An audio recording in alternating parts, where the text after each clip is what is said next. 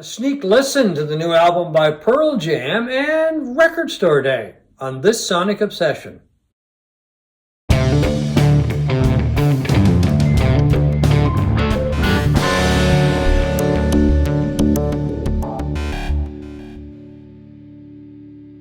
Hello, folks. Right there is Steve McLeod, and right here is John Whidden. We're just back minutes ago from a sneak listen, and I guess look, at the new album by Pearl Jam at our local theater, one of our local theaters. The album is called Dark Matter. There was a listening session for the album. And then there was another listening session, but it had visuals for the album, which was really unique, something I've never participated in. Nope. It was kind of fun, let's put it that way. I found the first listening was okay, but then the sound got better, I think, and you think as well. Yeah, I was quite disappointed with the second one, initially, with the visuals. In a theater, modern, these theaters today, they're all the same no matter where you go. They're the multiplex theaters with multiple speakers on the walls, and the walls all look sort of carpeted and all that. You would think the sound would be really good in a place like that, but it was not for the first listen, at least. I don't know whether our brain is playing tricks with us when they got the visuals going. Could be. It was first listened to in a dark theater, and it sounded really muddy and dense and compressed, and it was very difficult to make out Eddie Vedder's lyrics. He seemed to be well back in the mix. Yeah, but I think with the second one, they had the lyrics for most of the songs. You could see that on the bottom of the screen. It was captioned, so that was easier. It was to follow along. I found, actually, first of all, I should say I really liked the album, Dark Matter. I think it's a great album. I really like Pearl Jam anyway. One of those artists that just keeps making, really good music. I found this album probably the one I liked in a long, long time, though. I mean, it wasn't as grungy, I guess, if that's okay to say that. Yeah. I don't think I've ever heard so much acoustic guitar on a Pearl Jam album, which kind of gave it a lighter feel. Some keyboards on the album as well. And I thought Vedder's singing was really good. I mean, I've found in a lot of stuff over the years, you're doing a real, it's an effort to make out sometimes what he's saying. I found on this album, it was really good, really good. Yeah, I mean, I don't think I'm as enthusiastic about the album overall as you are, but there were really some very fine moments in it, and then a couple of songs that I wasn't too crazy about. But again, the second listen we had with the visualizer visuals, which were very sort of spacey things. I don't know, if you were on drugs, I suppose it would be really cool. Yeah, there was one song that was like a speaker, and you were seeing the sound waves on it, that kind of thing. That was the title track, Dark Matter. Dark Matter, yeah. So maybe that was kind of what they were trying to do with a lot of the tracks. But anyway, I thought it was a really good, or I think it is a really good album. Yeah, to be honest, I have not been much of a Pearl Jam fan for a long time in terms of their studio albums. I still think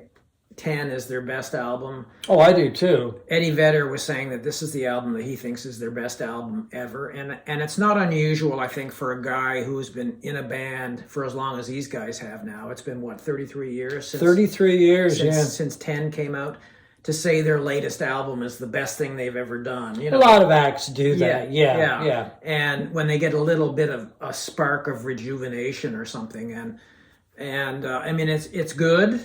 I wouldn't say it's their best album. I still think 10 is the best thing they've ever done. I think 10 is the best album. This is an album that I'm going to listen to a lot more. I mean, as we talked about, the sound was not great. Even on the second listen, it wasn't that great. It was much better than the first one.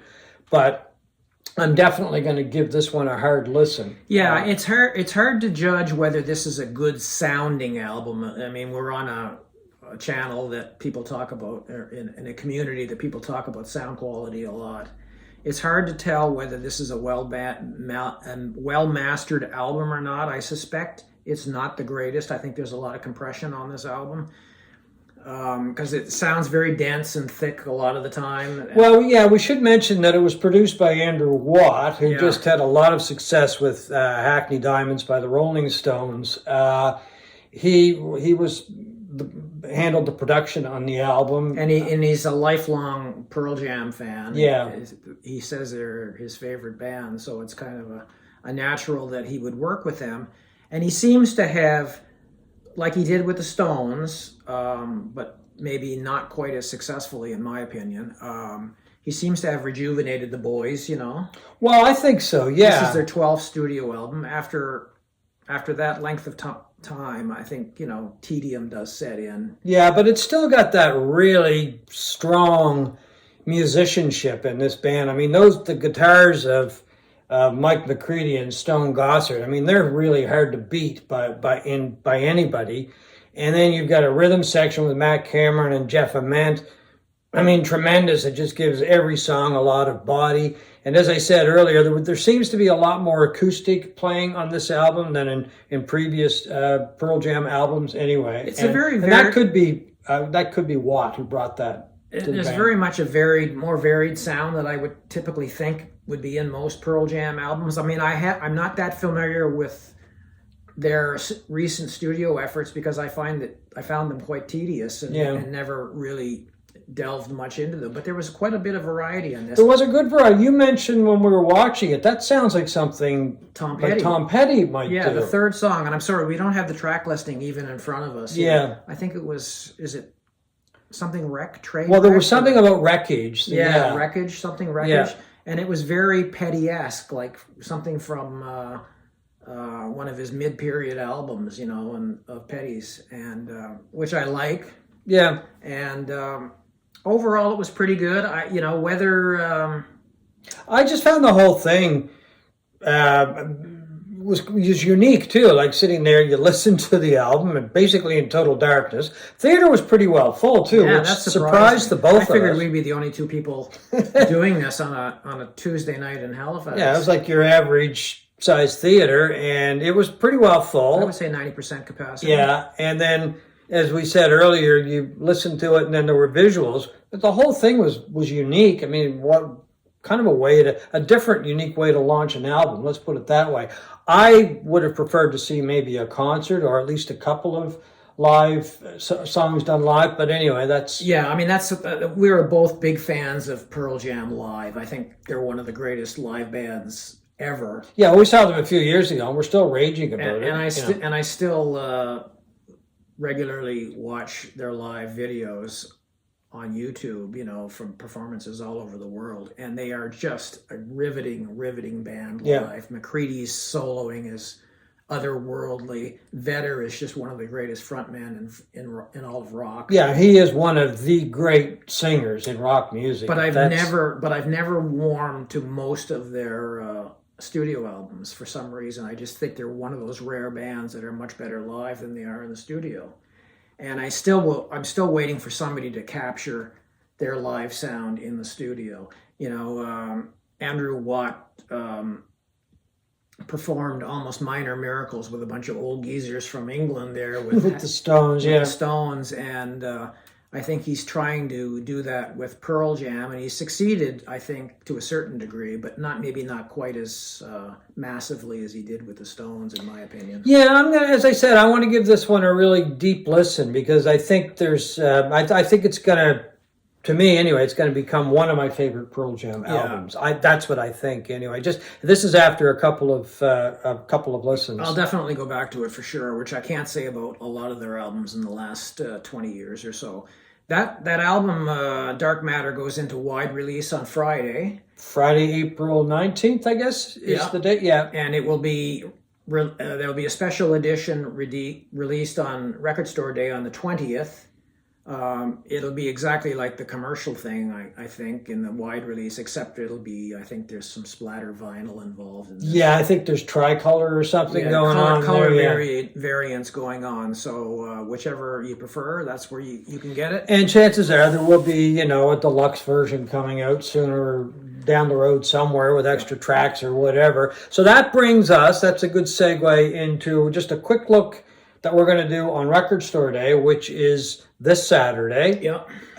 What are you looking forward to? Well, there's a couple, and I think I know what's number one on your list, and it is on mine too. And it's "Thanks, I'll Eat It Here," deluxe edition. Lowell George's 1971 solo album is being released. 2 LPs, the remaster of obviously the original album, and then the second LP is outtakes, alternate versions, and I don't know if there's live stuff on there. I'm not sure. I'm not sure. I don't think so. I think it's just alternate versions or extra takes or outtakes or whatever. Comes with liner notes and stuff. Yeah, I'm a huge Little Feat fan. I'm not a huge fan of this album, but I really want to hear some of the stuff that's never been released. It's supposedly remastered from the original tapes, but I don't know who is cutting the vinyl. I haven't seen anything on it. I haven't seen any of the details. I mean, whether Bernie Grundman did a great job on the Little Feat deluxe editions. I'm keeping my fingers crossed that maybe he had something. Well, he may have been brought into. I really want to get it because I